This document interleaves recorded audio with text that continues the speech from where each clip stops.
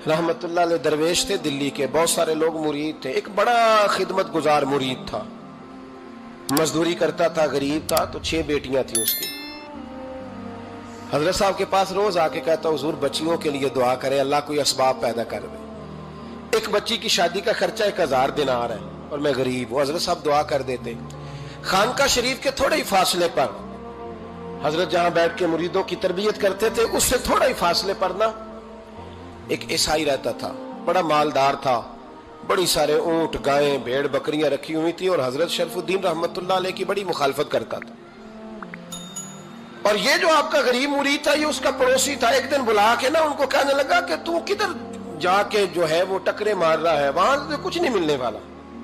वो तुझे क्या देंगे जिनकी खानका खुद चंदे पे चलती है, मदरसा चंदे पे चलता है, मस्जिद चंदे पे चलती है, तेरी बेटी का मामला कहां हल होगा? तो उस दरवेश ने कहा कि तू मेरे पीर को नहीं जानता, तू अजय मेरा महबूब नहीं डिठा, तो पता नहीं ना, तू इस रास्ते का मुसाफिर नहीं, तू नहीं जानता। उनका बस चले ना तो वो हर कीमत में मेरी बेटियों की शादी करा दे। अब वो ईसाई था, कहने लगा अच्छा चलो ठीक है, अगर इतनी बात है ना तो जाओ उनसे जाके कह दो कि 6 साल के लिए मेरे साथ मुआहदा कर लें, तो मेरे जानवरों को चारा डाल दिया करे, 6 साल ड्यूटी करे, मैं 6000 दिनार दे देता हूं। वो मेरे साथ 6 साल मेरे जानवरों को चारा डाले, रखते हैं ना आप चारा डालने के लिए एडवांस पैसे दे के। अब तो लोग उन्हें भी गुलाम ही बना लेते हैं, बड़ी थोड़ी तनख्वाह देते हैं, जुल्म करते हैं, पूरा मुआवजा नहीं देते।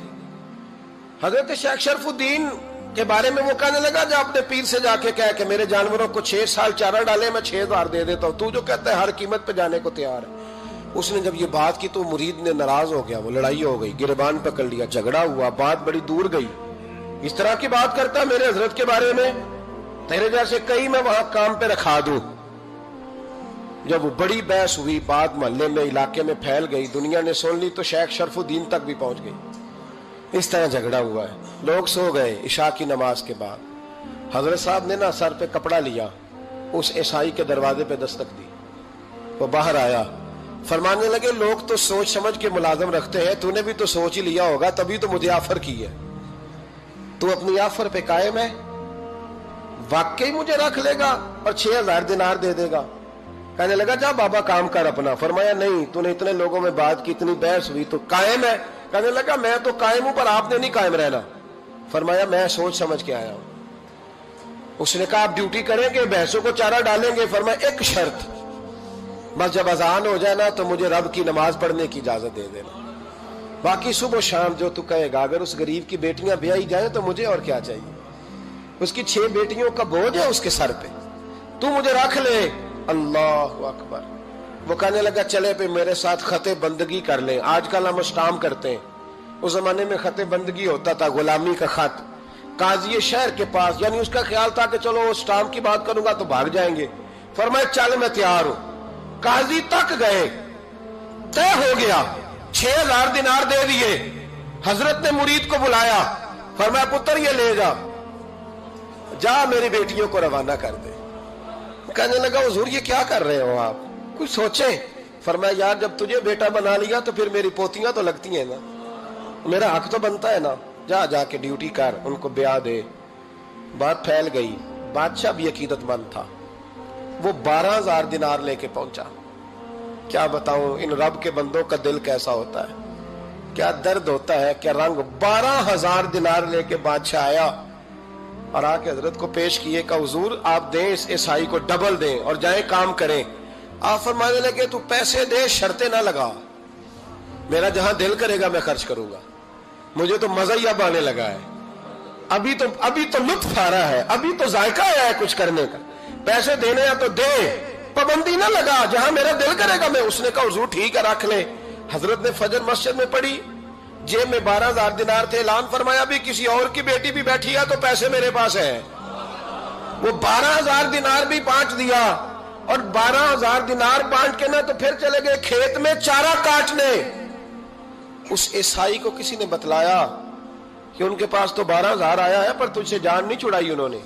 वादा ये हुआ था कि 6 देंगे तो जाएंगे, जब तक देंगे नहीं तेरे घर में काम करेंगे। वो ना चारा काट रहे थे, हजरत साहब तो वहां पहुंच गया, दूर जाके खड़ा हो गया, कहने लगा बाबा پہلے تو میں نے مسلمانوں کے اخلاق سنے تھے، اب تو میں نے دیکھ بھی لیے، پر یہ بتا جب 12,000 آیا تھا جان کیوں نہیں چھڑائی؟ تو حضرت چارہ کاٹتے کاٹتے رو پڑے، فرمانے لگے تو نہیں نہ جانتا یہ بیٹیاں سانجھی ہوتی ہیں، پتہ نہیں نا، میرے رسول پاک نے تو حاتم تائی کی بیٹی کے سر پہ کپڑا رکھ کے کہا تھا بیٹیاں برابر ہوتی ہیں، تو یہ نہیں پتا جب اس کی 6 بیٹیوں کی شادی ہوئی ہے میرے اندر روحانیت کتنی بڑی ہے۔ فرمایا پھر 12,000 آیا ہے تو 2-4 بچیاں پھر گئی ہیں، تو یہ نہیں پتا میں اندر سے راضی کتنا ہوں، میں تیری نوکری کرتا رہوں گا، پتہ نہیں اللہ کتنی بیٹیوں کو بیاہ دے گا۔ اتنا رویا وہ عیسائی کے پیروں میں بیٹھ گیا، کہنے لگا بابا میں نے تیری مخالفت کی ہے پر تیرے قریب آ کے پتہ چلا ہے کہ تو بہت اونچے اخلاق کا مالک ہے، اور اگر تیرا یہ مقام ہے تو تجھے اخلاق سکھانے والے محمد عربی کی شان کتنی ہوگی۔ ظالم کی بولیے جاتے نہیں لوگ جھوٹے گواہ بن کے، وکیل صاحب کو نہیں پتا ہوتا کہ یہ بندہ مجرم ہے جو میرے پاس آیا، کیا مجرموں کے وکیل نہیں ہوتے؟ بولے تو اس کو پتہ نہیں ہوتا وکیل صاحب کو کہ یہ صاحب مجرم ہے، میرے پاس مقدمہ لے کے آئے، اور اگر بے ادبی نہ ہو جائے تو میرا خیال ہے قاضی عدالت کو بھی پتا ہوتا ہے کہ مجرم کون ہے اور مظلوم۔ میرے نبی پاک صلی اللہ علیہ وسلم نے اس قدر زیادہ سختی فرمائی اس مسئلے میں، فرمایا جس کو پتا تھا کہ فلاں آدمی ظالم ہے، ظلم کر رہا، پھر وہ ظالم کا گواہ بنا یا اس نے ظالم کی مدد کی، کتنی کی؟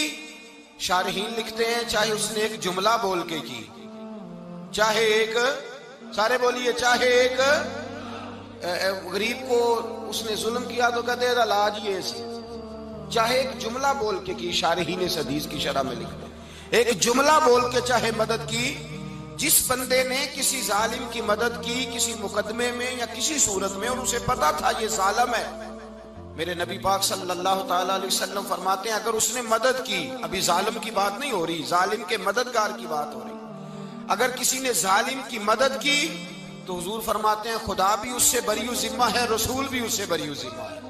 سنبھال کے رکھے اپنی نمازیں، قربانیاں، حج، زکوٰۃ سنبھال کے رکھے۔ اگر ظالموں کا مددگار ہے، الیکشن آ لینے دے، آپ کو نظر آ جائے گا کون کون ظالموں کا مددگار ہے، نظر آ جائے گا۔ اپنی جیب سے لوگ پیسے دے کے ظالموں کی مدد کریں گے، ان کے فلیکس چھپوائیں گے، بورڈ لگوائیں گے، جیبوں سے پیسے دے کے۔ ہم نے خود آگ لگائی ہے چمن میں اپنے، بے سبب گردشی ایام کو الزام نہ دو، ہم نے خود نور کا ظلمت سے کیا ہے سودا، کر کے توہین سحر شام کو الزام نہ دو۔ ظالموں کے مددگار میدان میں آ گئے، یہ چھوٹا لفظ نہیں، میرے حبیب پاک صلی اللہ علیہ وسلم نے فرمایا جو ظالم کا مددگار ہے سن لے جو سجن کے ساتھ کچہری جاتا ہے، وہ یاد رکھے جو دوست کا گواہ بنتا ہے، وہ یاد رکھے جو کہتا ہے میں مانگی گیا تھا، مجھے بلایا گیا تھا قبضہ چھڑانے کے لیے کسی غریب بیوہ کی جائیداد پہ، وہ سن لے تو مدد کر کے نہیں آیا، تو خدا کے ذمے سے نکل گیا ہے۔ رسول پاک نے فرمایا تیرا میرا تعلق ختم ہو گیا، تو ظالم کا مددگار ہو گیا، پھر تو کہتا میں بے چین ہوں، میں بے قرار ہوں، میں آزمائش کا شکار ہوں، پلٹ کے دیکھ تو صحیح تیرا گناہ کتنا بڑا ہے۔ میرے نبی پاک صلی اللہ علیہ وسلم کا ایک اور فرمان سن لیں، ابن ماجہ ابو داؤد میں موجود ہے، اس حدیث کو آپ نے یاد کر لینا ہے، کر لیں گے انشاءاللہ، سارے کہیے انشاءاللہ، کر لیں گے یاد۔ حضور صلی اللہ علیہ وسلم نے فرمایا اگر تو ظالم کی مدد کرے گا نا، یہ لفظ دل کی تختی پہ لکھ لینا، یہ مکافات عمل ہے، مکافات عمل دنیا، ادھر کرو گے تو ادھر بھرو گے۔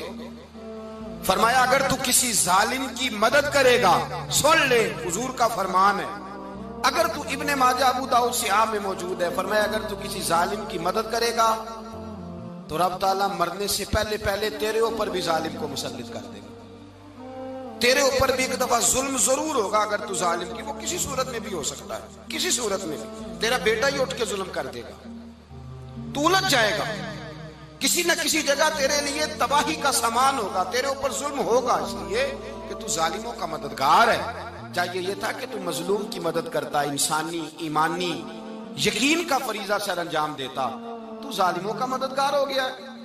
ٹٹول کے دیکھ لیں، رزلٹ نکال کے دیکھ لیں، ہمارے زمانے میں ظالموں کے مددگار زیادہ ہیں، اتنی لمبی زبانیں نکال کے ظالموں کی مدد کرتے ہیں، بڑے بڑے کالم نویس اللہ نے انہیں قدرت دی لکھنے کی، تو اپنا قلم ظالموں کی مدد میں خرچ کرتے ہیں۔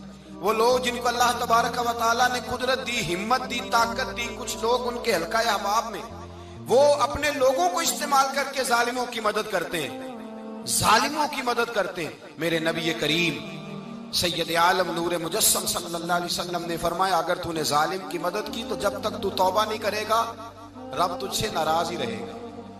اللہ تجھ سے، او بھائی جس سے رب بھی ناراض ہو گیا، نہ کھانا نہ پینا نہ سونا نہ جاگنا نہ نیند، پھر تیری ہر چیز تیرے لیے آزمائش ہو جائے گی، پھر تیرا سایہ بھی تیرے لیے خوف کا سامان بنے گا، پھر زندگی جیتی جاگتی لاش بن جائے گی، تو اپنے کندھوں پر اپنی میت اٹھائے پھرے گا جب تو ظالم کا مددگار ہوگا۔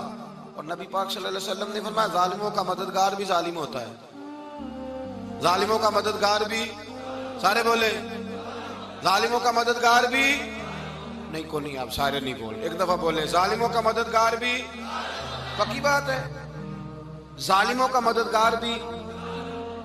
اللہ اکبر، جس کا یارانہ ہو، جس کا دوستانہ ہو، جو کہے میں نے نا اس کو اوکھے ویلے کے لیے ظالم کو یاد رکھا ہوا ہے۔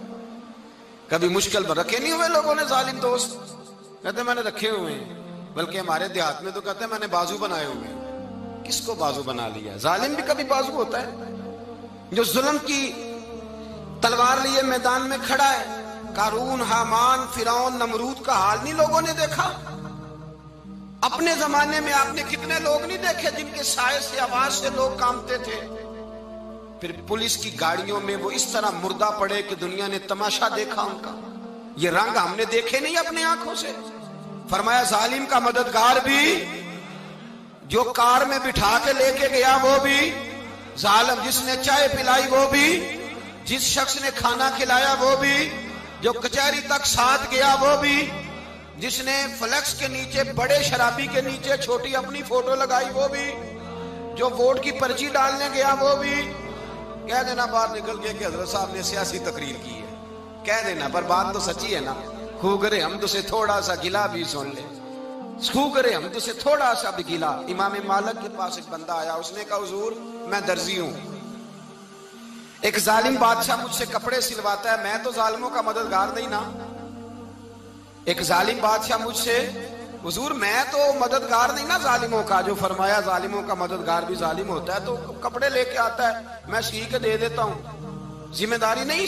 یہ ایک آدمی دکاندار ہے، اس سے کوئی بندہ چیز خریدنے آئے گا تو تھوڑی کہے گا میں نے نہیں دینی، تو دے گا۔ کوئی بندہ اگر کسی شخص سے کوئی کام کہتا ہے جو اس کی فیلڈ ہے، اس کا شعبہ ہے، اس کا معاش کا وہ سلسلہ ہے، کہتے ہیں یا رسول اللہ صلی اللہ علیہ وسلم ظالموں کا مددگار بھی ظالم، حضور نے فرما دیا۔ تو امام مالک سے بندے نے مسئلہ پوچھا، دل کی تختی پہ لکھنے والی باتیں ہیں، کہا حضور میں درزی ہوں، ظالم کپڑے سلواتے ہیں، میں تو مددگار نہیں نا۔ امام صاحب کہنے لگے نہیں، مددگار تو وہ ہوگا جو تجھے سوئی دھاگا فراہم کرے گا، تو پورے کپڑے سی کے دیتا ہے، تو خود بہت بڑا ظالم ہے، تو پورے سوٹ سی کے دیتا ہے، تو بہت بڑا ظالم خود ہے۔ مددگار تو وہ ہوگا جو تجھے دھاگا دے گا، جو تجھے بٹن دے گا، جو تجھے نلکی دے گا۔ جو ظالم سے اتنی نفرت، ظلم کر کے بندہ آئے، یہاں تو ہمارے زمانے میں ہیرو بن جاتے ہیں لوگ، ظالم ہیرو ہے، لوگ اس سے ڈرتے پھرتے ہیں، گھومتے پھرتے ہیں، اور بہت سارے کم مزاج لوگ اس کے پیچھے ہاتھ باندھ کے پھرتے ہیں۔ ظالموں کی مدد کرنا، ظالموں کے ساتھ رہنا، یہ ظلم ہے، ظلم، یہ زیادتی ہے۔ میرے نبی پاک صلی اللہ تعالی علیہ وآلہ وسلم نے ارشاد فرمایا، یاد رکھو رب فرماتا ہے میں مظلوم کی مدد ضرور کروں گا، چاہے جلدی کروں چاہے دیر سے کروں، میں مظلوم کی مدد۔ اور حضور صلی اللہ علیہ وسلم نے فرمایا ہے، حضرت معاذ بن جبل کہتے ہیں حضور نے مجھے یمن کا گورنر بنایا، جب میں جانے لگا نا تو حضور نے بڑی نصیحتیں کی، بخاری میں موجود ہے، فرماتے ہیں جب میں پلٹنے لگا تو میرے رسول نے فرمایا معاذ ایک منٹ ٹھہر جا، ایک بات میری یاد رکھنا، اس کو نہ بھولنا۔ کہا حضور کیا؟ فرمایا دیکھنا کسی پہ ظلم نہ کر بیٹھنا، کہیں تجھ سے زیادتی نہ ہو جائے۔ محبوبہ پھر حضور نے فرمایا سن میرے معاذ، میں تجھے گورنر بنا رہا ہوں، زیادتی نہ کر بیٹھنا۔ یا رسول اللہ صلی اللہ علیہ وسلم کیا ہوتا ہے؟ تو میرے کریم نے فرمایا جب مظلوم دعا کے لیے ہاتھ اٹھاتا ہے تو عرش کا مالک کہتا ہے فرشتوں پیچھے ہٹ جاؤ، عرش کا مالک کہتا ہے فرشتوں پیچھے ہٹ جاؤ۔